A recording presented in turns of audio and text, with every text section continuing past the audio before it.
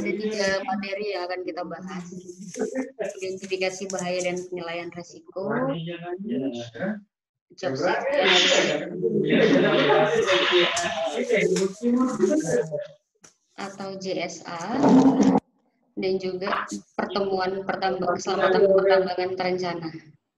Itu yang disebut di mana sih tadi? Oke.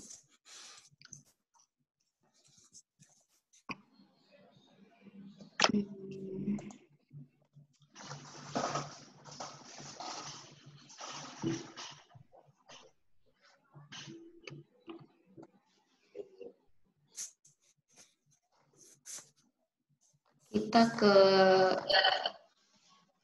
safety meeting atau pelaksanaan pertemuan keselamatan pertambangan terencana atau PKPT. Boleh share nih Bapak-Bapak sekalian terkait pertemuan keselamatan pertambangan terencana. Pasti sudah sering nih ya untuk jadi pemimpin PKPT-nya. Pak Titus gimana Pak? Belum kalau saya kebetulan Bu. Pengalaman saya paling masih di eksplorasi. Eksplorasi, oke. Iya. Kalau Pak Wisnu? Ya. Terkait PKPT Pak, entahkah itu safety talk, pasti sudah sering lah ya, safety talk atau safety meeting. Oh iya, ada yang pernah saya lakukan ya, pertama P5M, safety talk, kemudian safety komite,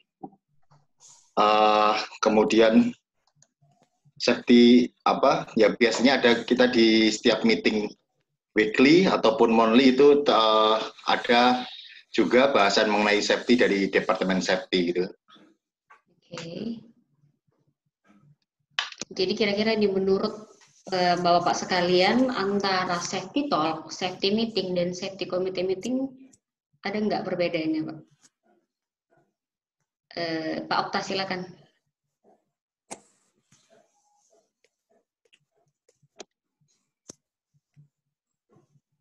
Pak Okta.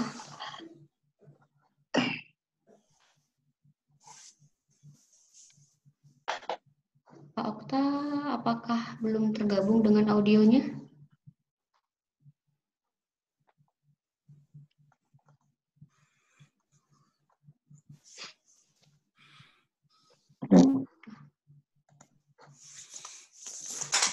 Mungkin ke Pak Ronald Malute. Monitor nggak Pak? Bu. Monitor Bu. Terkait safety talk, safety meeting, dan safety committee meeting Pak. Silakan. Kalau safety talk itu kita langsung turun ke para pekerjanya. Kalau safety meeting bersama grup HSE, Departemen HSE. Kalau committee meeting bersama manajemen dengan departemen yang lain. Oke. Ya jadi sebenarnya perbedaan itu di skupnya aja. Kalau misalkan safety talk itu antara satu pengawas dengan bawahannya langsung. Safety meeting itu seorang pengawas dengan beberapa anak buah atau bawahan dalam satu departemennya. Sedangkan untuk safety committee meeting untuk beberapa departemen dalam satu perusahaan. Jadi skupnya lebih besar. Gitu. Memang dalam manajemen juga bisa. Oke. Pertemuan kelompok atau group meeting untuk membahas masalah K3 sangat penting dan sangat menentukan keberhasilan program K3 di setiap perusahaan. Oke. Safety talk satu kelompok kerja dipimpin oleh pengawasnya. Safety meeting satu kelompok atau lebih melibatkan pekerja maupun pengawas. Safety committee meeting kelompok lebih besar melibatkan seluruh pengawas perusahaan. Oke. Manajemen dasar pertemuan kelompok yang pertama, seseorang menerima informasi lebih cepat, menciptakan iklim kerjasama melalui partisipasi kelompok, membantu memberikan perhatian yang sama untuk suatu informasi, memberikan kesempatan kepada pekerja meningkatkan kemampuan. Jadi sebenarnya mengenai komunikasi ini sendiri adalah proses menyampaikan suatu informasi. Karena ini topiknya adalah K3, berarti proses menyampaikan informasi K3 dari si pemberi informasi, dari pengawas mungkin, atau dari manajemen kepada teman-teman kerjanya. Kayak gitu. Oke. Fungsi pertemuan kelompok yang pertama meningkatkan kesadaran dan pemahaman pekerja tentang tugasnya. Membantu identifikasi dan analisa masalah, membangun penyelesaian masalah, menstimulasikan diterimanya kebijakan, peraturan, dan prosedur kerja. Nah, biasanya kalau ada kebijakan-kebijakan baru, harus dikomunikasikan nih. Kadang ada beberapa perusahaan yang membagikan informasi kebijakan itu kepada head departemennya atau kepada manajer-manajer subten. Nah, dari situ si pengawas ataupun mungkin head departemen yang akan mengkomunikasikan dalam bentuk safety meeting atau mungkin safety briefing. Mengurangi cedera kerusakan atau meningkatkan safety atau meningkatkan nih kesadaran terkait K3. Yang keenam, mengurangi produksi yang rusak dan pengerjaan ulang atau memperbaiki kualitas. Oke. Ini terkait manajemen komunikasi. Pekerja akan mengingat 10% yang mereka baca, 20% yang mereka dengar, 30% yang mereka lihat, 50% yang mereka lihat dan dengar, 70% yang mereka katakan dan diskusikan, serta 90% yang mereka katakan dan lakukan tentang suatu hal. Jadi sebenarnya seorang pengawas ini harus bisa nih menilai karakteristik bawahannya. Jadi bisa mengakomodir bagaimana penyampaian informasi yang paling tepat. Kayak gitu. Oke, misalkan di awal hanya dengan komunikasi verbal. Pekerja itu hanya mendengar, jadi 20%. Tetapi ketika kita memberikan suatu kasus, berikan kayak stimulasi nih, stimulan. Jadi timbul yang namanya diskusi. Nah, itu sudah 70% tuh. Nah, ketika memang sudah ada diskusi, dilakukan sesuai dengan SOP yang ada, nah 90%. Jadi sebenarnya bagaimana seorang pengawas menyusun atau dalam artian pertama itu harus menilai karakteristik bawahannya, pekerja bawahannya. Setelah itu bagaimana mengakomodir penyampaian informasi yang paling efektif, kayak gitu. Oke, kira-kira faktor komunikasi yang harus diperhatikan. Yang pertama, faktor hilang di jalan. Ini misalkan kalau komunikasinya itu adalah komunikasi verbal. Dari satu orang ke satu orang yang lain. Biasanya ada informasi yang hilang. Misalkan dari si A ke si B mengatakan bahwa ada informasi lah satu gitu. Tapi ketika disampaikan ke si C itu bisa jadi tambah atau bahkan berkurang. Nah, sampai ke Z itu bisa jadi informasi yang di awal itu akan hilang. Bahkan akan membentuk informasi yang baru kadang yang tidak sesuai dengan informasi yang di awal. Gitu. Jadi sebenarnya kalau misalkan komunikasi verbal itu sangat kurang efektif. Lebih efektif itu adalah komunikasi yang secara tertulis. Jadi kalau memang informasinya tertulis itu akan bisa dibaca dan dapat diterima 100% dari isi yang di awal. Terus yang kedua itu terkait faktor ketertarikan perasaan atau bias. Nih, misalkan yang memberikan informasi adalah orang yang kita suka atau orang yang kadang tidak terlalu kita suka, itu akan berbeda penerimaannya. Terkait faktor penggunaan. Misalkan ketika penggunaannya adalah untuk pengarahan atau ketika penggunaannya untuk memberikan sanksi, itu juga ada perbedaan informasi yang diterima. Faktor alat bantu ini kembali hampir sama ke yang di faktor pertama. Ketika menggunakan media tertentu, itu ada beberapa perbedaan penerimaan informasi yang diberikan. Kira-kira sampai di situ ada yang ingin didiskusikan? Terkait faktor-faktor komunikasi yang harus diperhatikan.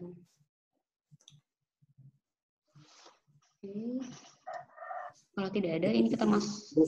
Saya, Bu. Silakan Pak Ronald. Itu keluar di ujian nggak, Bu? Nggak sih, Pak. Oh ya.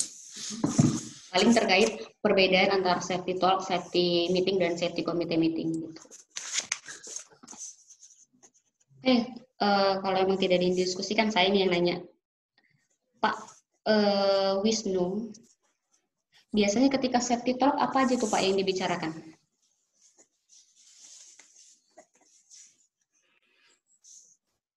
Di-unmute dulu, Pak. Di-unmute dulu audionya. Pertama, biasanya mengenai keselamatan, teori ya, mengenai teori keselamatan, kemudian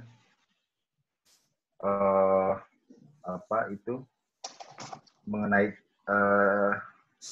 kayak kejadian-kejadian, catatan kejadian, seperti adanya kayak piramida itu, angka kecelakaan, kemudian LPI itu, kalau ada kecelakaan LPI-nya berapa, property damage-nya berapa, gitu kan, tentang pelaporan dari safety, kemudian kayak ada informasi-informasi mengenai potensi-potensi bahaya yang ada di area kerja, kemudian informasi dari manajemen gitu, ada informasi general dari manajemen, kurang lebih itu, Bu. Oke.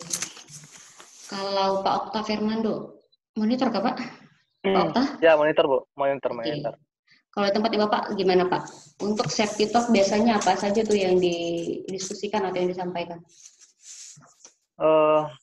Yang disampaikan itu yang pertama tentang keselamatan, tentang aturan-aturan keselamatan saat kita bekerja, terus tentang planning kerja, beserta kita menerangkan apa potensi dan risiko bahaya di setiap planning kerja di masing-masing orang yang kita berikan pekerjaan. Terus ya itu aja sih, Mbak. Oke. Nah, paling tanyain sih terkait begitu aja, kalau memang mengenai materi group meeting atau PKPT yang ditanya, itu sih. Biasanya kalau safety talk itu apa aja yang ditanyain, apa aja yang disampaikan. Gitu. Kalau misalkan kayak terkait safety committee meeting, skopnya lebih besar, mungkin lebih ke program K3 tahunan, atau rencana RKAB. Nah, itu dia kalau untuk safety committee meeting. Terus untuk metode-metode diskusi, ada yang metode ceramah dan diskusi. Jadi ceramah dan memberikan satu topik. Jadi ada yang namanya diskusi di kelompok. Ada metode diskusi dan tanya jawab. Nah, tanya jawab ini lebih seperti si moderator atau si pengawas memberikan satu kasus kepada satu orang. Tanya jawab. Dan bisa dilempar ke pekerja atau bawahan yang lain. Ada metode pro kontra, jadi ada satu argumen, ada satu kasus, diberikan beberapa kelompok. Jadi 2 kelompok, ada kelompok yang mengatakan setuju dan tidak. Nah, itu jadi akan ada diskusi. Terus untuk metode diskusi kelompok kecil, membagi dari kelompok besar ke kelompok-kelompok kecil. Itu kira-kira untuk metodenya. Mbak, boleh tanya? Boleh, silakan, Mbak. Kan saya pernah juga masuk di perusahaan-perusahaan yang skalanya itu yang di bawah standar sampai standar gitu, Mbak ya, ataupun yang di atas standar sedikit. Ketika kita memasuki perusahaan yang levelnya itu di bawah standar, jadi yang perusahaan yang di levelnya di bawah standar ini yang bergerak di perusahaan pertambangan usahanya gitu, Mbak ya. Jadi setiap ketentuan keselamatan K3 itu jarang ataupun perusahaan itu mungkin terkait di modal mungkin ya untuk memenuhi semua aturan-aturan mengenai keselamatan kerja. Jadi di setiap kita umpamanya P5M, kita menyampaikan tentang keselamatan kerja ke bawahan kita ataupun ke pekerja-pekerja yang lain. Jadi orang itu bertanya ke kita gitu, yang menanyakan tentang hak-hak dari keselamatan kerjanya mereka. Sementara perusahaan belum menyanggupi yang namanya tentang keselamatan kerja mengenai APD yang kurang standar ataupun yang sudah memenuhi standar. Bagaimana tanggapan Mbak gitu, Mbak? Oke, terkait cara kita menjawabnya itu. Sementara kita ini dari manajemen belum ada nih aktualisasi terkait. Iya. Oke, jadi sebenarnya terkait hak dan kewajiban tenaga kerja dan juga hak dan kewajiban seorang pengurus itu ada tuh di Undang-Undang 170. Ya. Nah, misalkan nih hak dan kewajiban seorang tenaga kerja, dia itu berhak mendapatkan APD, berhak mendapatkan program dan pelatihan dan pendidikan K3, berhak juga seorang tenaga kerja untuk tidak melakukan pekerjaan bila dirasa pekerjaannya itu tidak aman. Iya. Nah, Jadi dari kita pengusaha silakan- sendiri, dari pengusaha sendiri atau dari pengurus ataupun dari manajemen berkewajiban menyediakan APD secara cuma-cuma. Berkewajiban juga memberikan pengawasan. Tapi semua memang kembali lagi ke budget gitu kan, seperti yang dikatakan oleh Pak Oka, budgeting. APD itu nggak murah gitu kan, dan memang harus ketika pun ada APD ada lagi namanya pemeliharaan. Iya. APD itu kalau misalkan dipakai rutin setiap hari itu per 3 bulan sampai 6 bulan sekali itu harus diganti. Nah, kebanyakan perusahaan bahkan mengganti APD kalau memang sudah benar-benar usang, sudah benar-benar nggak layak pakai. Padahal itu merupakan pelanggaran kayak gitu kan ya. Sebenarnya kembali lagi kadang perusahaan itu lebih kayak ketika sampai belum ada audit dari luar, mereka tetap menjalankan kebijakan yang seperti itu. Jadi kayak sudah kebiasaan sih sebenarnya, kebiasaan. Iya.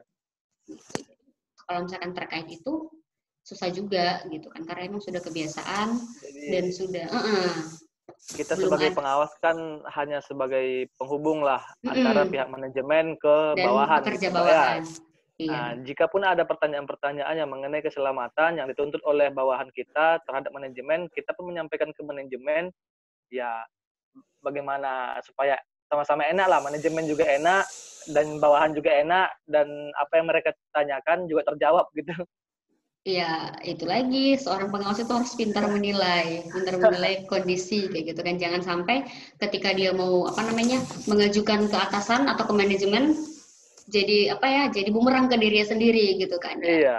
Pintar-pintar menentukan inilah kondisi. Ketika pun dia memang mau mengkonsultasikan ke pekerja, jangan sampai jadi kayak mengkambing hitamkan juga gitu kan. Iya, memang manajemen gini gitu kan, jadi bawaannya juga kurang.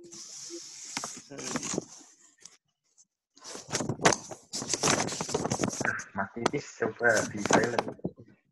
Itu di mana sih suaranya? Di Mas Titis coba di silent. Oke. Memang banyak sih dibilang kayak apalagi kalau misalkan pertambangan rakyat.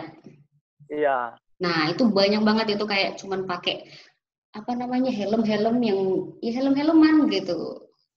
Banyak banget ya kayak gitu. Tapi ya kembali lagi sih sebenarnya kalau misalkan memang dari pengawas secara internal, pengawas operasional nih. Kadang bahkan kalau kayak di tambang-tambang rakyat itu nggak ada POP sama sekali.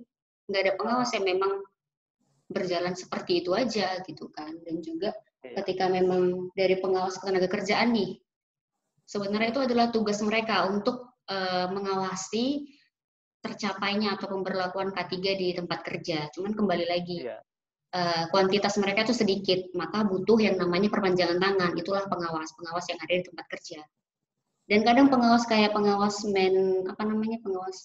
provinsi sekalipun itu hanya datang menindaklanjut kalau terjadi namanya kecelakaan kerja.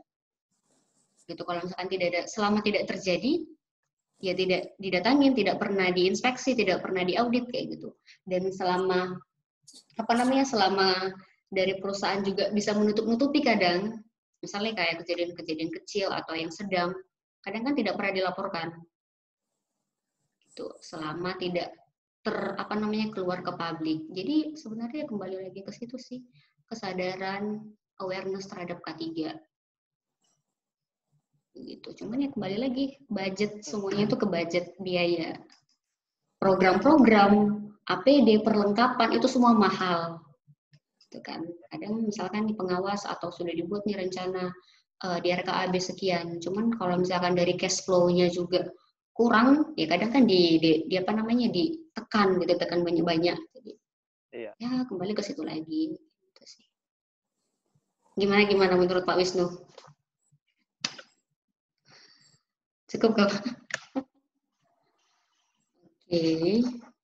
Nah, terkait PKPT ini sendiri, yang pertama menyiapkan PKPT, melaksanakan PKPT ya. Semua program, semua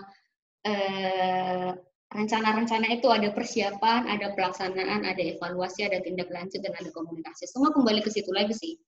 Persiapan, nah ini buat rencana, buat topik, menentukan peserta, menentukan materi, menentukan alat penunjangnya, misalkan menggunakan LCD kah, apa, sebagai macam, metode presentasi seperti apa, timetable atau urutan rundown pelaksanaan seperti apa.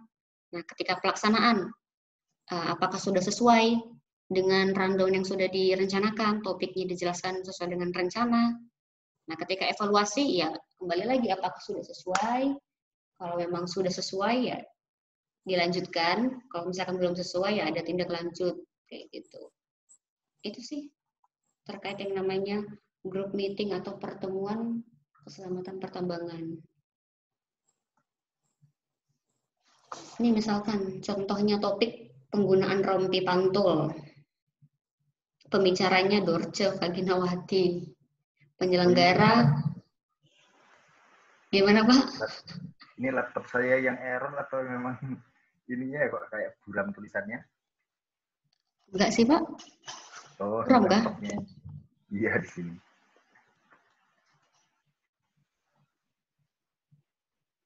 Nah, bagus kalau sekarang tuh. Nah, ini buram lagi. Kalian Buram lagi? Yang biru tua ini yang buram. Yang biru tua ini. Oke. Oke, aman aja Bu, lanjut. Oke. Itulah kira-kira untuk susunan form PKPT-nya ya. Terkait topik, kadang itu topik adalah topik-topik yang hangat. Misalkan sekarang terkait COVID, bagaimana apa ya biasa topiknya? Pengendalian, pencegahan COVID-19 di area kerja. Gitu-gitu sih kebanyakan.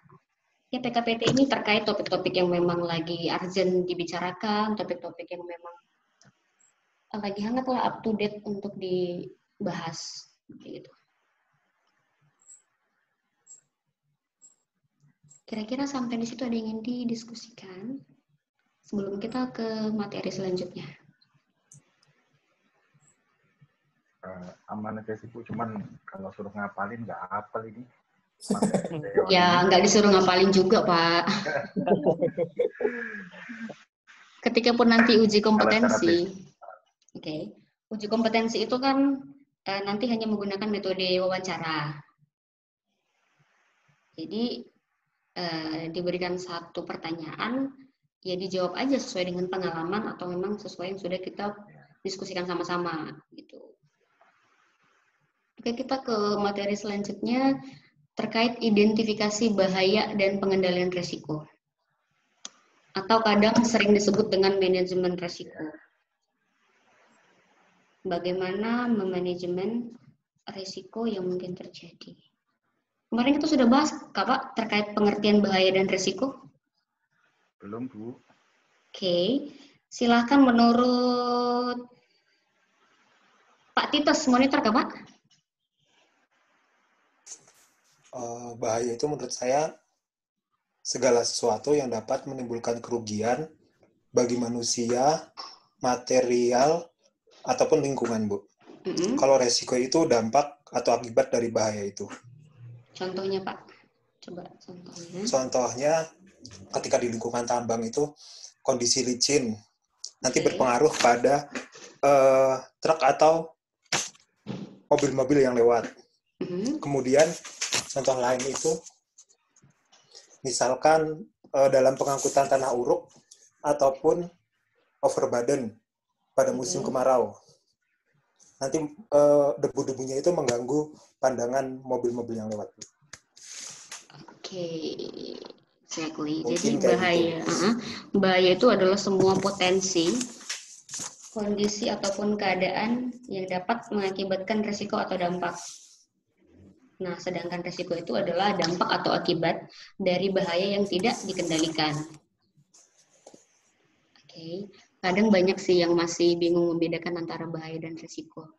Terlebih lagi di form-form JSA, kebanyakan antara risiko dan bahaya itu digabungin.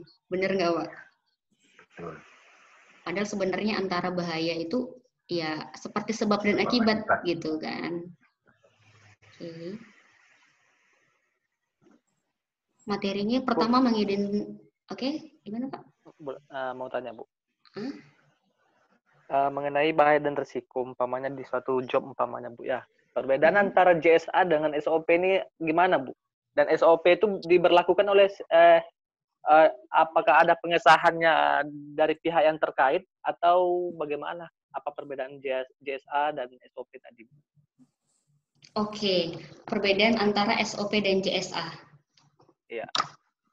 Kami juga sudah standar Pak, itu memang harus ada pengesahan. JSA juga harus ada pengesahan, harus ada verifikasi. Cuman JSA itu bisa menggantikan SOP apabila SOP itu sendiri belum disahkan kayak gitu. Misalkan ada nih pekerjaan di lokasi baru, butuh SOP atau butuh standar kerja gitu kan. Dan belum ada tuh, jadi bisa menggunakan JSA dulu. Jadi JSA ini yang bagian pengesahannya itu dari perusahaan atau dari perusahaan kita sendiri atau bagaimana? JSA itu dari apa namanya? Ada dari penanggung jawab area, juga dari supervisornya pengawas. Oh, bisa Dan dari juga supervisor juga Bu ya? Dan juga harus ada tanda tangan juga ACC dari orang safety ketiga. Iya. Oke. Belum sampai JSA sama SOP udah tanya. Gimana Pak? Belum sampai JSA sama SOP udah tanya. Jelasin dulu, baru kita ini. Oke, siap. Materi pembahasan yang pertama, mengidentifikasikan potensi-potensi bahaya, melakukan penilaian risiko, melakukan klasifikasi bahaya, dan mengendalikan risiko. Kalau misalkan sudah pernah ikut pelatihan atau mungkin ikut webinar terkait manajemen risiko, itu yang pertama kita identifikasi dulu bahayanya. Terus kita nilai bahayanya. Penilaian bahaya itu ada analisa risiko, terus evaluasi risiko. Analisa risiko biasa menggunakan matriks risiko yang 4x4 ataupun yang 5x5. Terus setelah dinilai risikonya, terus penanganan. Setelah penanganan biasanya juga ada lagi tinjauan ulang dan kembali lagi ada komunikasi ataupun konsultasi. Ini ada nggak ya dibahas terkait nih? Untuk mengidentifikasikan bahaya biasanya paling sering menggunakan form JSA, HIRA DC, form FTA, analisis kesalahan pohon, HAJOPS, FNEA gitu. Pokoknya form-form yang bisa digunakan untuk mengidentifikasikan bahaya-bahaya untuk suatu pekerjaan tertentu. Itu. Yang paling sering sih pakai JSA. Kalau misalkan dia di bagian engineering, biasa sering pakai yang FMEA. Itu ada form FMEA namanya. Oke. Terus ketika melakukan yang namanya penilaian risiko, pengertian antara kekerapan atau keseringan. Tingkat kekerapan atau keseringan ini perkalian antara tingkat keparahan dan tingkat kemungkinan. Nah, untuk tingkat keparahan ya tingkat parahnya akibat dari suatu bahaya itu gitu.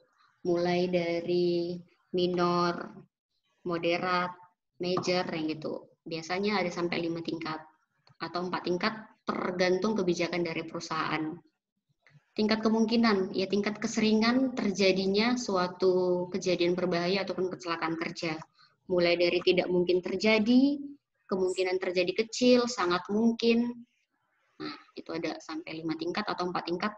Nanti bisa dideskripsikan di form IBPR biasanya. Terus ketika melakukan yang namanya risk assessment atau penghitungan nilai risiko. Kalau menggunakan metode kualitatif itu hanya dengan deskripsi dari form IBPR matriks resikonya. Jadi ada pada low, moderat atau di high. Ketika memang ada posisi high itu perlu pengendalian lebih lanjut. Kayak gitu. Kalau misalkan menggunakan metode semi kuantitatif itu ada nilainya. Perkalian antara tingkat keparahan dan tingkat kemungkinan dari nilai 0,1 sampai nilai 10. Itu ada nilai juga. Kalau misalkan menggunakan metode kuantitatif juga ada apa namanya hitung-hitungan dengan angka. Seperti itu. Terus ketika suatu risiko itu dinilai, misalkan ada di tingkat yang ekstrim atau very high, itu harus diberikan yang namanya pengendalian awal. Nah, ketika diberikan pengendalian awal, sesuai dengan hierarki pengendalian, ada yang namanya risiko sisa. Mungkin bisa diturunkan sampai ke posisi low. Itu tetap ada yang namanya risiko sisa. Ketika sudah sampai di posisi low, itu adalah maksudnya kegiatan itu bisa dilakukan, ya tetap dengan ada yang namanya pengendalian, misalkan administratif ataupun penggunaan APD. Kayak gitu. Selanjutnya ketika melakukan klasifikasi bahaya dan risiko. Jenis-jenis bahaya, nah bahaya itu ada yang bahaya fisika, kimia, biologi, psikososial, dan ergonomi atau biomekanik. Oke. Untuk skala prioritas pengendalian bahaya dan risiko berdasarkan hasil penilaian risiko. Nah ada yang tadi low, medium, dan high atau very high. Nah, untuk pengendalian ini biasanya yang akan dikerjakan pertama itu adalah yang risiko high. Tapi dalam artian pekerjaan itu tidak dapat dilakukan atau dilaksanakan sesegera mungkin karena perlu perbaikan. Terus ketika melakukan pengendalian risiko sesuai dengan hierarki, mulai dari yang kalau misalnya di pertambangan sering yang primary control, secondary control, dan tertiary sampai APD. Itu. Atau kalau yang umum ada yang eliminasi, substitusi, rekayasa engineering, rekayasa administrasi sampai APD. Oke. Kira-kira sampai situ ada yang didiskusikan?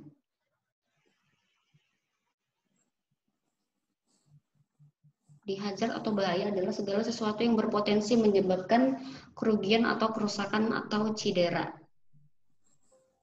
Dan harus dikendalikan. Kalau tidak dikendalikan, itulah yang namanya risiko, ada akibatnya. Misalkan tadi ini, lubang. Lubang ini adalah bahayanya. Resikonya orang akan terjatuh ke dalam. Tapi ketika kita sudah memberikan pengendalian, misalkan ada barricade, namanya risikonya sudah dikelola. Risikonya sudah dikendalikan. Kayak gitu. Mengurangi. Nah, ini tadi untuk hierarki kontrol risiko ada rekayasa atau engineering yang dimana di sini sudah masuk eliminasi, substitusi, separation. Nah, atau sering disebut dengan primary control, administrasi ini secondary control, work practice itu tertiary control dan APD.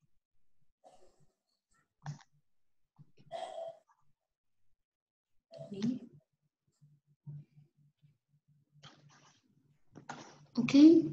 Terkait hazard identification and risk assessment, bahaya dan risiko keselamatan. Sumber-sumber bahaya yang dapat menyebabkan cedera kecelakaan kerja, baik itu pada manusia, material, lingkungan. Nah, sedangkan bahaya dan risiko kesehatan, sumber-sumber bahaya yang dapat menyebabkan sakit atau gangguan kesehatan manusia. Dapat berefek akut, itu dalam tempo yang singkat atau kronis, jangka waktu yang panjang. Untuk resiko sisa atau residu, suatu resiko yang tertinggal atau masih ada walaupun telah diupayakan untuk menghilangkan, meminimalkan atau mengendalikan. Terus ketika kita menghitung namanya evaluasi resiko, ada resiko yang dapat diterima dan resiko yang tidak dapat diterima. Ketika tidak dapat diterima, berarti pekerjaan itu memang harus di stop saat itu juga. Jadi harus dikendalikan dulu, diberikan kontrol. Ketika sudah sampai pada residu atau risiko sisa, baru dieksekusi pekerjaannya. Dan tadi terkait bahaya itu ada bahaya biologi, fisika, kimia, ergonomik, mekanik ini kadang digabung ke fisika, lingkungan ini juga kadang digabung ke fisika, psikososial sendiri, perilaku kadang digabung ke psikososial, dan kelistrikan digabung ke fisika kebanyakan. Terus terkait risiko atau kekerapan, keparahan, dan peluang terjadinya seperti apa, perlu yang dinamakan kontrol, ini Dan kembali lagi setelah itu harus ada yang namanya tinjauan manajemen. Gitu. Kira-kira sampai di situ ada yang ingin didiskusikan?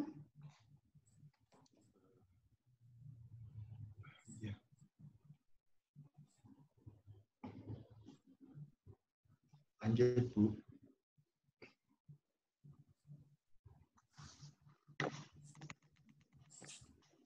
Kira DC Hazard Identification, Risk Assessment, Development Control, identifikasi bahaya, penilaian risiko, dan penetapan pengendalian risiko. Merupakan suatu langkah awal yang sangat mendasar dalam manajemen risiko K3 yang menentukan langkah-langkah sistem manajemen K3 selanjutnya. Mulai dari mengidentifikasikan bahaya, mengevaluasi risiko, merencanakan pengendalian, mengimplementasi sampai review dan kontrol. Begitu terus berlanjut, berulang seperti siklus tertutup. Atau kalau misalkan pernah dengar Bapak-bapak sekalian sistem Kaizen PDCA, plan, do, check, action. Jadi semua itu memang harus direncanakan, dicek, di action, terus kembali lagi seperti siklus tertutup.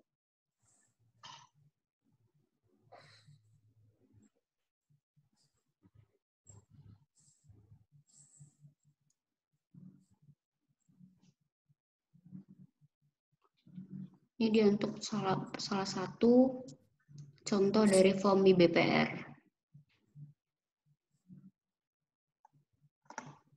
Biasanya ada lagi tambahan di bawah sini matriks resiko. Kalau menggunakan yang namanya metode penilaian kualitatif dan semi kuantitatif. Kalau yang dia kuantitatif itu langsung menggunakan nilai, ada nilainya tersendiri.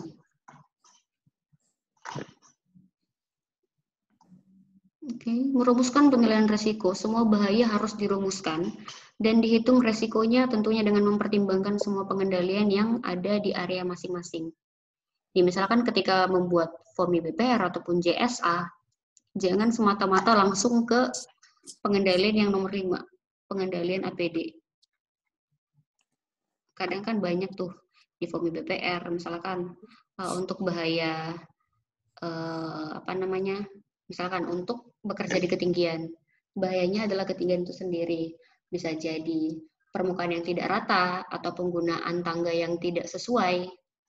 Nah, resikonya terpleset, terjatuh gitu. Jadi ketika pun merumuskan atau merekomendasikan pengendalian, jangan hanya menggunakan body harness. Itu harus kita lihat dari awal dulu. Kira-kira kalau misalkan bisa disubstitusi nih, menggunakan tangga yang sesuai dengan teori 3 dasar itu, atau misalkan yang paling bisa itu kayak di di administratif, ada JSA, ada standar kerja gitu. Jangan hanya mentok-mentok langsung ke APD.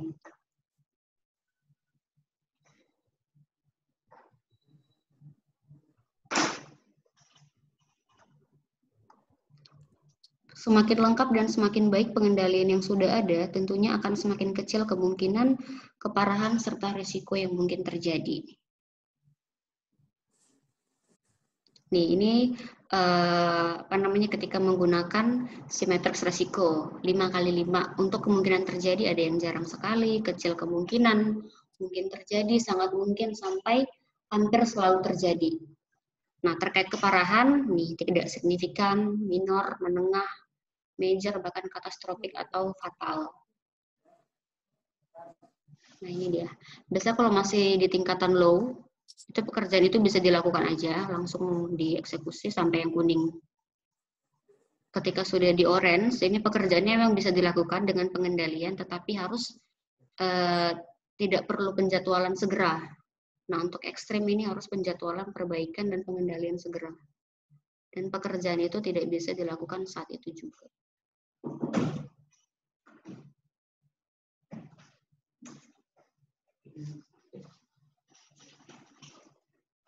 Low risk, moderate, high, and extreme. Oke, kira-kira sampai di situ ada yang ingin didiskusikan? Ini penjelasannya dari primary control, secondary,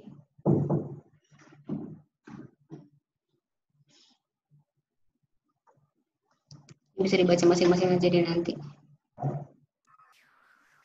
Kisi-kisi Bu yang keluar nanti untuk bahaya dan resiko itu apa? Di ujian. Jadi ini kembali lagi ke materi kita yang pertama. Ya. Terkait ke seorang pengawas bertanggung jawab kepada KTT terhadap keselamatan kerja bawahannya. Nah, salah satu upaya adalah melakukan identifikasi bahaya dan penilaian risiko. Seperti apa? Dan sebutkan salah satu kegiatan, paling kayak gitu sih.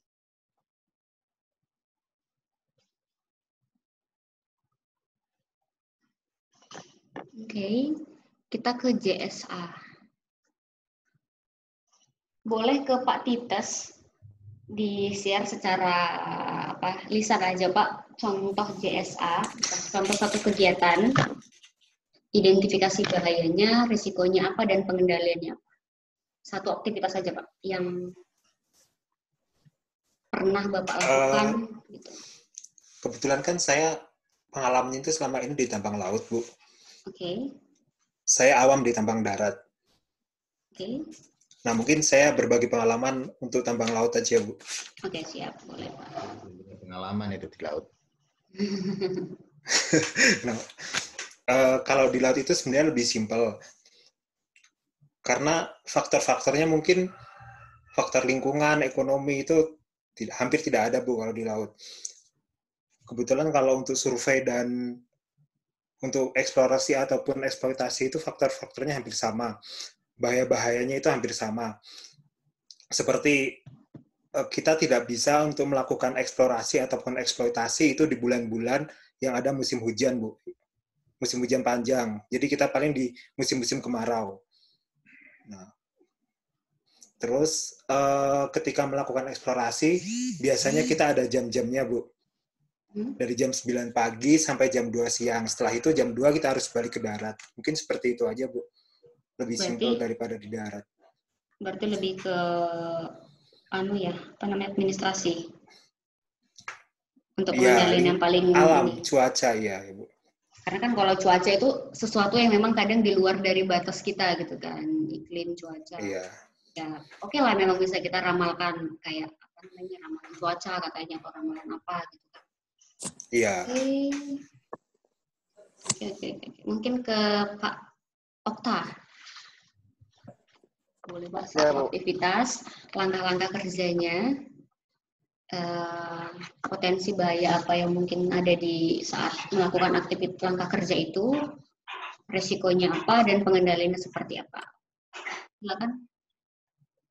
Mungkin untuk pekerjaan yang berhubungan dengan bahaya gitu atau pemilihan pekerjaan. Saya sih di barging, Bu. Barging dari kalau di nikel dari Evo ke Tongkang. Jadi untuk langkah-langkahnya itu tahapan-tahapannya sebelum kita melakukan barging, sama kita menyandarkan tongkang bagaimana kita koordinasi dengan kapten. Apakah bisa apakah kapten bisa mengendalikan tongkangnya dengan sendiri ataupun perlu dilakukan assist.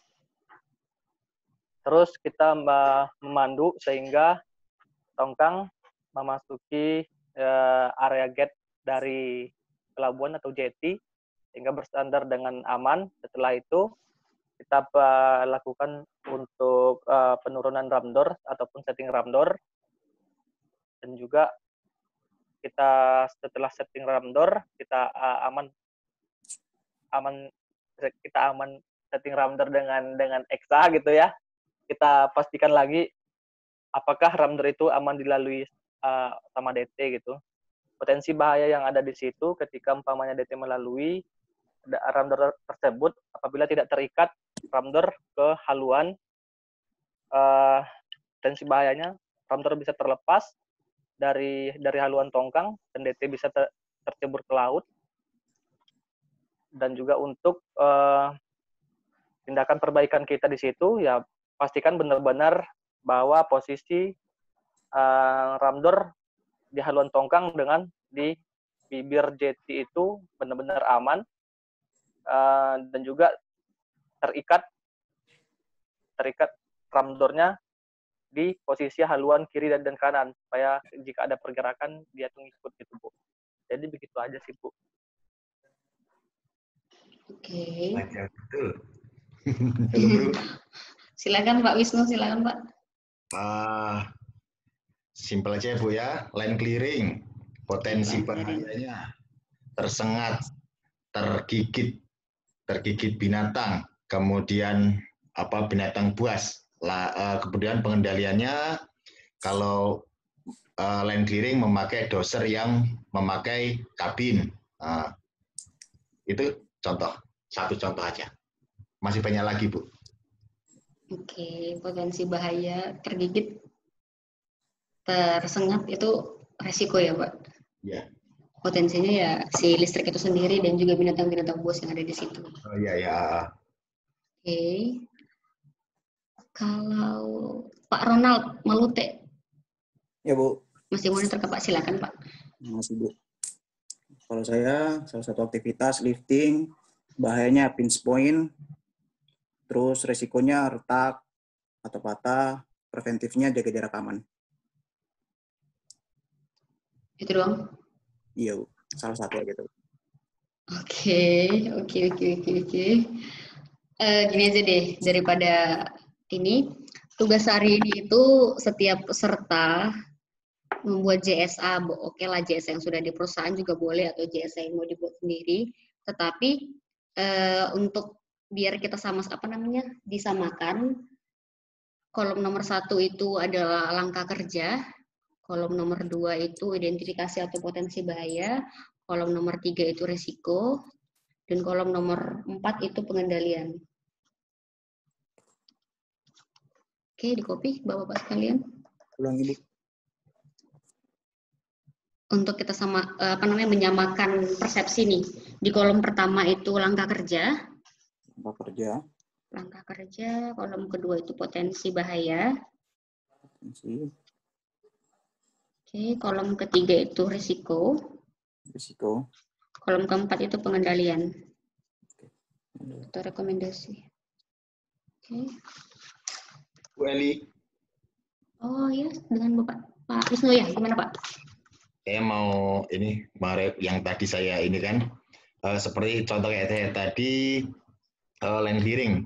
Langkah kerjanya berarti tujuannya line clearing, kemudian potensi bahayanya itu tadi binatang buas atau tawon gitu ya. Kemudian resikonya berarti tersengat kalau tawon. Ya, kemudian kalau untuk pengendalian memakai unit yang dilengkapi dengan kabin gitu ya Bu ya. Oke, iya benar yang dengan kabin. Oke. Nanti ini aja Pak dibuat dalam bentuk PDF boleh atau Word atau foto gitu. Iya. Oke. Kita masuk ke materi ketiga hari ini melaksanakan analis. Pak Nonot Sukoco monitor Pak.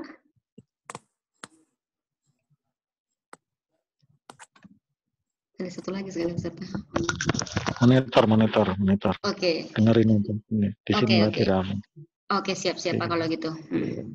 Oke. Oke, terkait melaksanakan analisa keselamatan pekerjaan.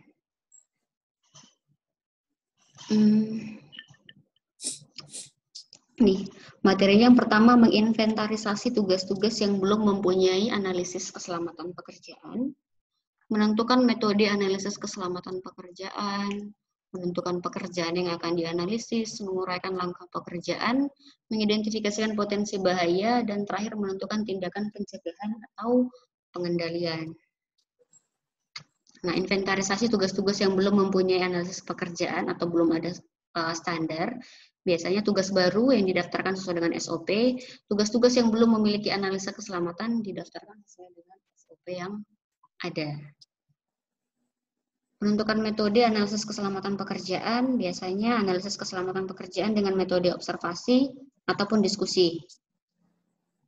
Nah, kalau misalkan observasi ya berarti memang langsung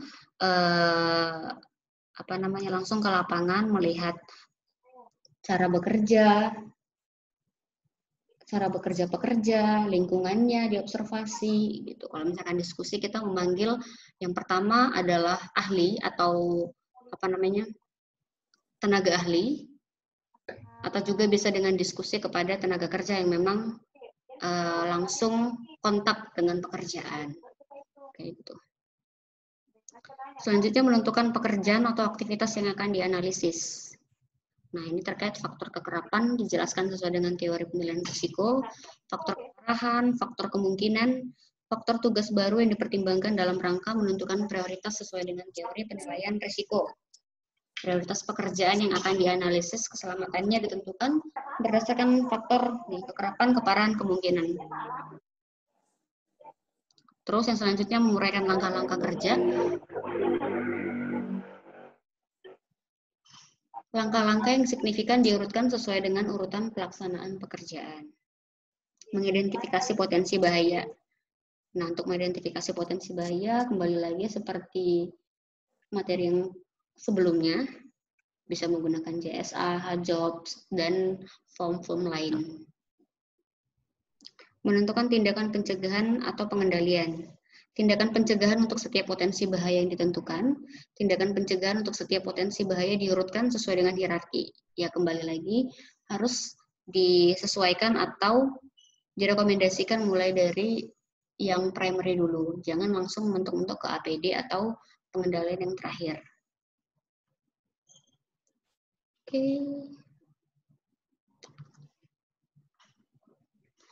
Tujuan dari pembuatan JSA, kita bisa menganalisis suatu kegiatan, suatu aktivitas pekerjaan dari langkah-langkah kerjanya.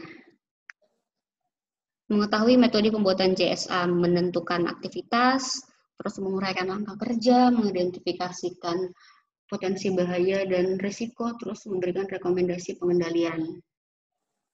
Mengidentifikasi tugas yang kritis, menguraikan tugas dan langkah-langkah, mengidentifikasi potensi bahaya dan kerugian, membuat langkah tindakan pencegahan yang efektif.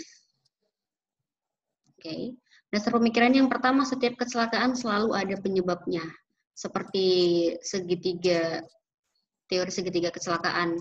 Dari 1 fatality ada 30, kecelakaan ringan ada, bahkan sampai di bawah itu ada 6.000 near miss. Jadi bagaimana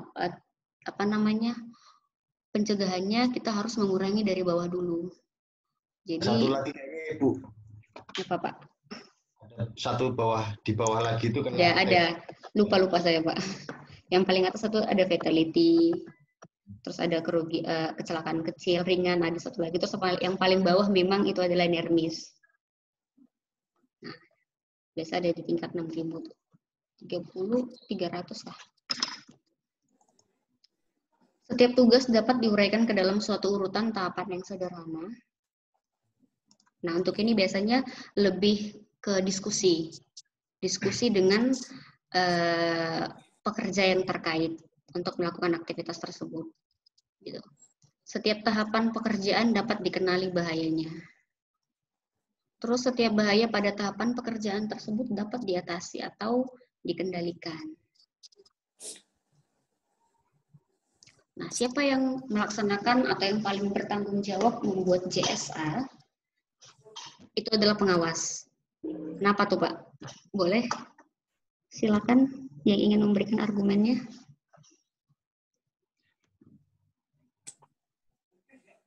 Pengawas, Ibu. Iya, kenapa tuh, Pak? Apa alasannya? Karena kembali lagi ke tugas dan tanggung jawab seorang pengawas. Itu Bu, yang 4 item tersebut. Yang salah satunya kan memastikan anggotanya dalam keadaan selamat ya Bu ya. Tentunya salah satunya dengan pekerjaannya juga selamat. Jadi dialah yang bertugas membuat JSA Bu. Oke, terus Pak itu aja. Itu sih kurang lebih. Oke. Ada yang bisa menambahkan? Kalau menurut saya, kenapa harus pengawas? Karena pengawas itu adalah bentuk perpanjang tangan dari dinas ESDM dan Depnaker dalam tertaatinya aturan-aturan dari keselamatan kerja. Gitu. Oke, perpanjangan tangan. Ada lagi?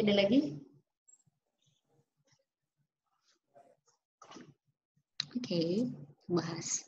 Mengapa? Yang pertama, menguasai dan mempunyai kepentingan langsung dengan tiap pekerjaan yang menjadi tugas anak buahnya. Ya, yang punya kepentingan langsung tugas dan tanggung jawabnya tadi. Terus juga secara merupakan seorang pengawas itu diharuskan memiliki kompetensi dan juga memiliki pengetahuan dan juga kemauan terkait pembuatan CSA. Yang kedua, mempunyai kepentingan langsung untuk menyelamatkan anak buahnya. Dan yang ketiga, karena yang memiliki catatan kecelakaan paling lengkap. Tuh. Terus metode analisis pembuatan CSA, observasi dan diskusi atau diskusi saja, tadi udah kita bahas. Observasi dan diskusi, seleksi pekerja, memberikan penjelasan, observasi setiap langkah-langkah kerja, memeriksa suatu langkah kerja dengan pekerja, mengulangi dengan pekerja lain, mengidentifikasikan potensi kerugian yang diidentifikasi dari suatu langkah kerja tersebut. Bu, boleh bertanya, Bu? Oke, silakan, Pak. Bu, untuk kenapa harus pengawas yang membuat GSA?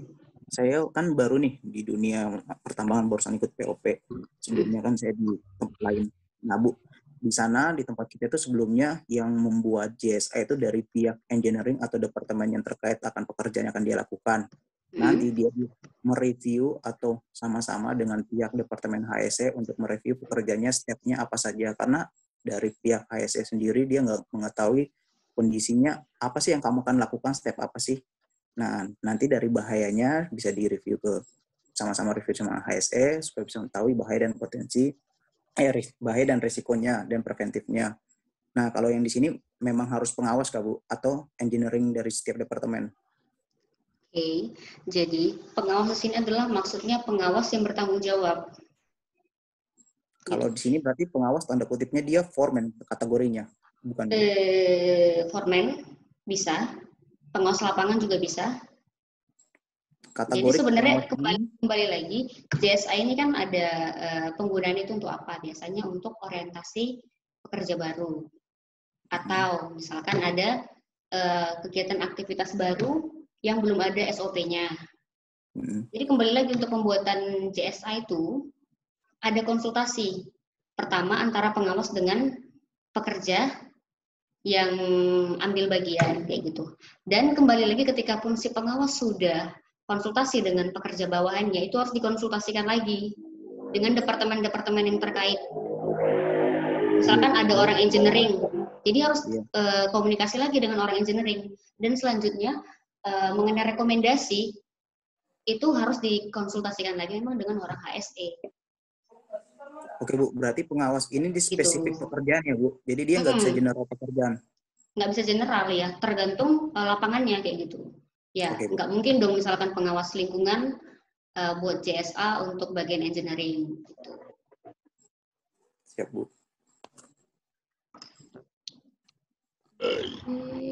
Aduh, siapa tuh? Nah, ini ketika metode hanya diskusi saja. Kalau diskusi biasanya dengan tenaga ahli atau yang memang sudah kompeten. Kayak gitu. Cari beberapa orang yang berpengalaman, lakukan pertemuan 1 atau lebih, jelaskan penggunaan dan cara pendekatannya, tentukan langkah yang signifikan, identifikasi kerugian yang terpapar. Nah, memilih pekerjaan kritis, menguraikan tahapan, mengidentifikasikan bahaya, dan mengendalikan. Nah, untuk memilih kegiatan pekerjaan yang kritis, biasanya dari tingkat keparahan, kekerapan atau keberulangan, peluang, dan tugas baru. Oke, ini untuk faktor keparahan. Nah, ini bisa dibaca sendiri aja nanti. Ini untuk salah satu. Nah, ini. Coba bisa nggak Pak diidentifikasikan potensi bahaya yang ada di gambar ini? Tangganya, Bu. Oke, tangganya. Kenapa tangganya, Pak? Tangganya itu sudah bengkok-bengkok itu. Oke. Terus anak tangganya. Oke, terus? Anak tangganya ya bisa bahayanya resikonya terpleset, terjatuh. Bahkan mungkin tertimpa tangga gitu ya? Ya, tertimpa tangga. Oke, terus itu juga, Pak? Itu aja dulu. Itu aja lah ya? Itu aja dulu. Secara visual. Ya. Oke, nah ini untuk faktor kekerapan. Misalkan 1 kali sehari, 1 kali, nah itulah ini. Untuk terkait penilaian risiko.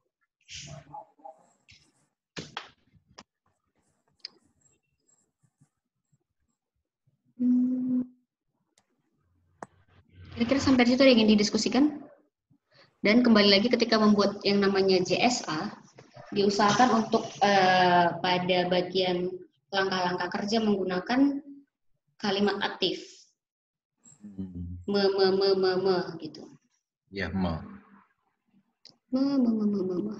Saya boleh nanya nggak, Bu? Boleh, Pak, silakan. Ini kan ada tabel nih, faktor keparahan, dan ada tabel yang lain-lain. Itu sumbernya dari mana ya, Bu? Untuk itu sumbernya kita menggunakan ini sih, HW Hendricks. Jadi ada tabel kalau misalkan menggunakan metode kualitatif, kuantitatif, dan semi kuantitatif. Nanti saya share deh Pak materinya, nggak ada di sini soalnya. Jadi ada kalau misalkan penggunaan metode kuantitatif itu ada nilainya. Misalkan tingkat keparahan itu ada 5 tingkat. Jadi dari nilai 0,1 sampai 10. Untuk tingkat kemungkinan ada nilainya juga. Kekerapan. Jadi peluangnya itu adalah tingkat kemungkinan dikali kekerapan dikali keparahan. Nah, ketika ada di level 100 sampai 200 itu ekstrim.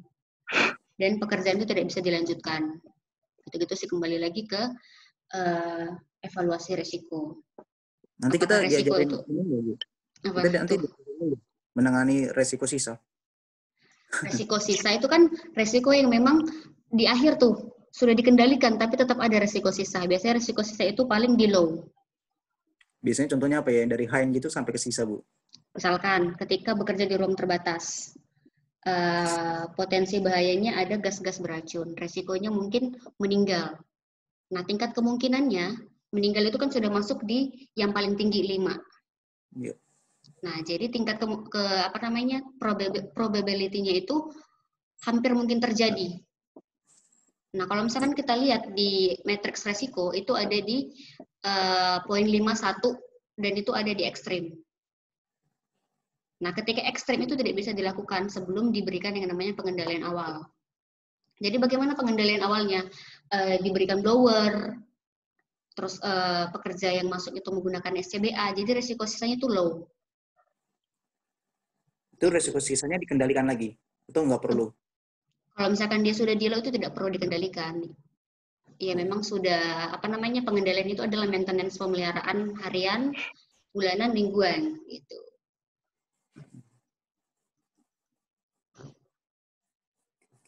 Gitu sih, Pak Ronald. Siap, Bu. Orang-orang K3 ini apal-apal betul. Enggak, Bang. Oke, nah ini mengidentifikasikan bahaya terjepit oleh kren yang tidak pada posisi yang benar. Berarti identifikasi bahayanya adalah kren tidak pada posisi yang aman. Resikonya apa? Terjepit. Misalkan kalau terkait pekerja kantoran, posisi kerja. Resikonya apa? Mungkin encok gitu. Itu sih ini terkait mengidentifikasikan bahaya. Pengendalian bahaya ya kembali lagi ke sini, kembali ke sini. Nah, terkait penggunaan JSA, orientasi pekerja atau tugas baru, pelatihan pengawas baru, observasi tugas terencana, safety talk, investigasi kecelakaan, instruksi tugas yang benar, pelatihan keterampilan.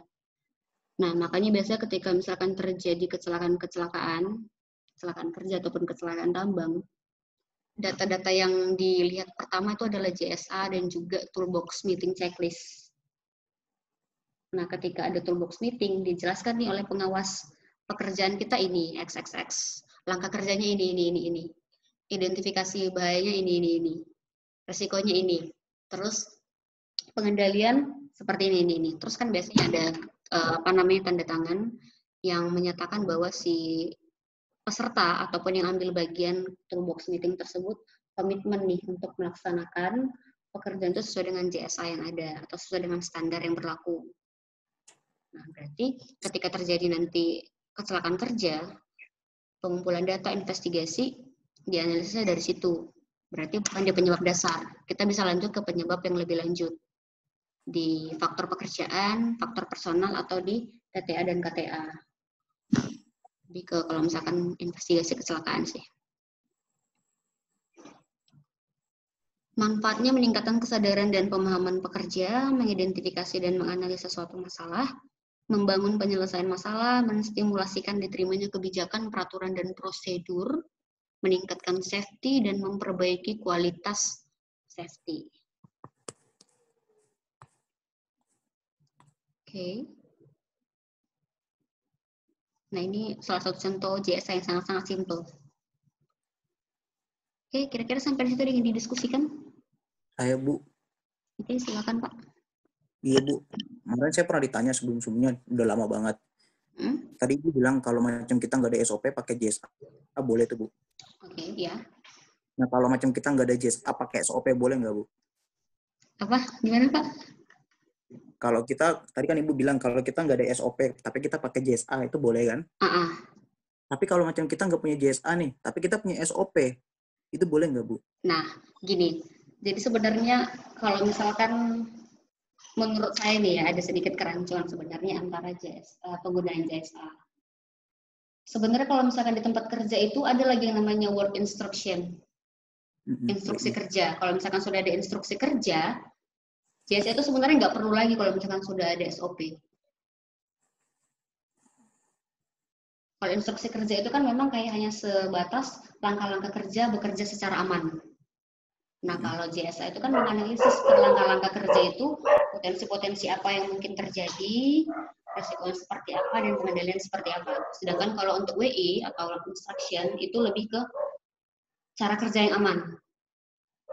Gitu. Kalau misalkan sudah ada WI sebenarnya nggak perlu sih ada JSA, kecuali memang pekerjaan itu juga pekerjaan yang memang berisiko tinggi dan tidak rutin dilakukan.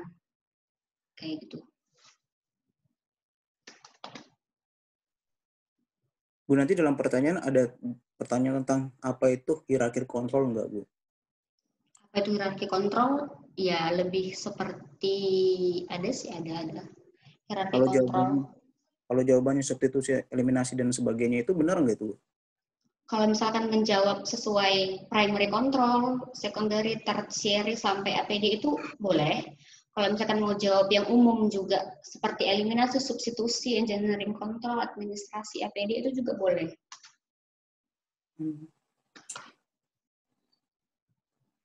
Saya pernah ditanya, Bu, masalahnya. Jadi jawabannya seperti apa, gimana? Iya, umum, tapi dia nggak dapat katanya. Harus ada bahasa yang lain gitu. Bahasa gimana, Pak? Bahasa engineering? Nggak tahu bahasa yang mungkin teknis bahasanya dia kan. Mungkin ke itulah apa namanya engineering control yang pertama atau sering disebut primary control. Gitu ya, mungkin karena pertambangan. Secondary itu ke ya gitu lah biasanya kayak gitu sih. Kalau misalnya mau pakai yang itu bisa yang umum atau mau yang pakai primary, secondary, tertiary sampai APD. Saya barusan dengar itu, Bu. Barusan dengar. Ada lagi yang satunya eliminasi, substitusi, isolasi. Itu saya udah dengar, Bu. Nah, jadi antara isolasi dan biasanya kan isolasi itu sudah masuk di engineering control. Kadang ada yang memisahkan keduanya.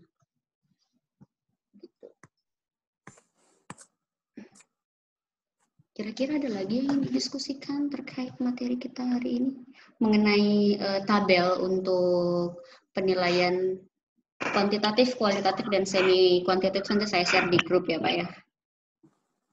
Bu, nanti yang ini ada ininya, YouTube-nya nggak, Bu?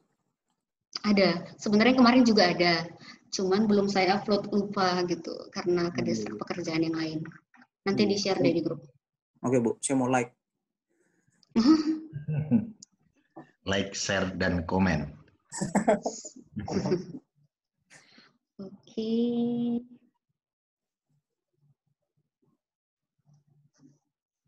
Gimana? Ada lagi yang ingin didiskusikan? Ibu El, Oke, siap. Gimana Pak? untuk tugas JSA ini, tadi kan ada tugas ya? Ya, ada tugas JSA. Jadi tulis tangan ya? Tulis tangan boleh, mau diketik juga boleh. Tapi bagusnya sebenarnya tulis tangan. Bisa copy paste banyak ini. Lebih bagus sebenarnya tulis tangan gitu. Tulis tangan ya Bu ya, biar masuk ke kepala. Masuk ke kepala.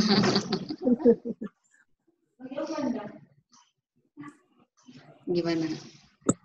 Terus besok itu kan kita pertemuan terakhir.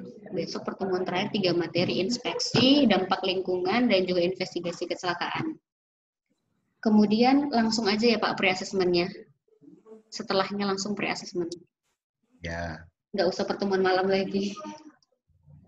Kalau mau pertemuan malam juga nggak apa-apa Bu. Oh gitu. Ya. Oke, siap. Oke.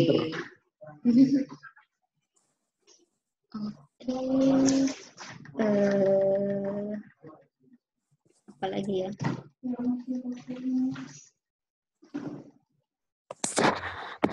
Work permit sudah kemarin ya Pak? Work permit? Belum. Hah? Masa sih belum work permit? Sudah lah kemarin work permit. Permit ya Bu. Oke. Besok tinggal investigasi kecelakaan, inspeksi, dan dampak lingkungan. Bu, untuk kisi-kisi undang-undang itu yang biasa keluar apa Bu? Yang undang-undang itu yang susah dihafalin itu? Jarang sih nanya undang-undang Pak, lebih kayak misalkan tugas dan tanggung jawab seorang pengawas operasional, itu kan ada 4. Nah, di mana tuh terdapat yang paling baru ya di Kepmen 1827 2018 gitu. Itu aja sih, nggak ada yang kayak misalkan Kepmen 185 2019 itu isinya apa? Enggak gitu. Itu udah sampai jelek gitu nggak bisa jawab. Enggak lah, enggak sampai Pak. Bu, mau tanya Bu. Oke, silakan Pak. Untuk asesmennya itu durasinya berapa paling lama Bu ya? Paling lama ada yang sampai 2 jam Pak. Wow. Wow. Yang paling singkat itu ada yang 30 menit aja. Biasa sih normal itu 30 sampai 45 menit normalnya. Cuman ada pernah yang sampai 2 jam. Ya sebenarnya bukan karena peserta yang nggak bisa jawab, tapi ini karena jaringan. Oh iya. Iya. Kecuali kalau misalkan memang pertemuan tatap muka.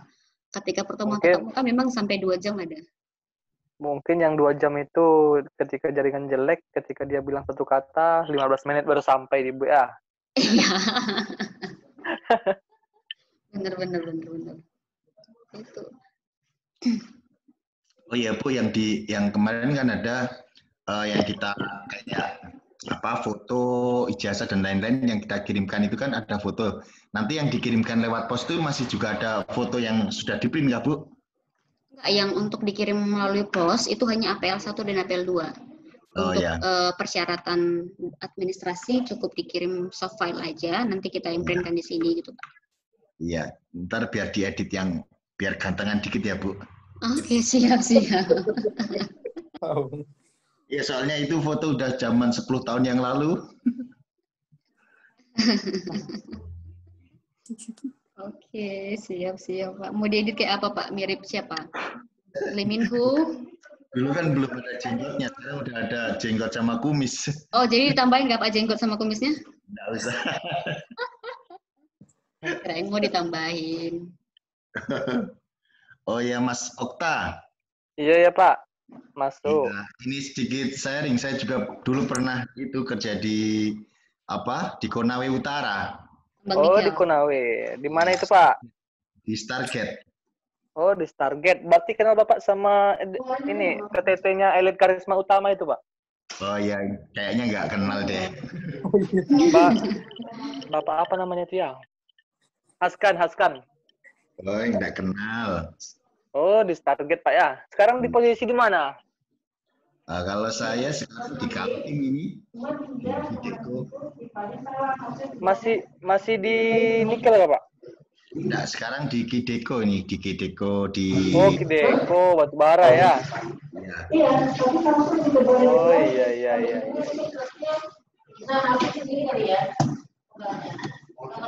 Nantilah untuk silaturahmi. Saya simpan nomornya Pak Wisnu. Ya. Nomor saya disimpan ya, Pak? Nomor nomor semua angkatan yang sekarang ini kan, nanti biar komunikasi, dapat tahu ada info. Oke, siap. Ini untuk Indo Training ini di Balikpapan ya, Bu? Di Balikpapan, Pak, tapi kita ada di Subang, ada juga di Padang gitu. Office kami HO-nya ada di Balikpapan juga, Bu. Kideko. Betul, saya di kontraktornya Kideko, Bu. Di Apa tuh, Pak? MHA. Oh, MHA, Herindo Adi Perkasa. Iya, saya di MHA sekarang. Oke.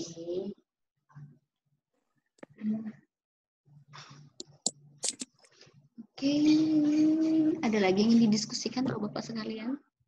Oke, Bu, nanti kalau ada PR kita bilateral aja, Bu. Oke, siap. Kalau begitu, terima kasih atas partisipasinya siang ini. Kita bertemu lagi besok siang di jam yang sama dan di saluran yang sama. Oke, kopi lagi, Bu El. Terima kasih. Selamat siang. Sudah bisa Selamat libur, siang. Bapak. Selamat siang.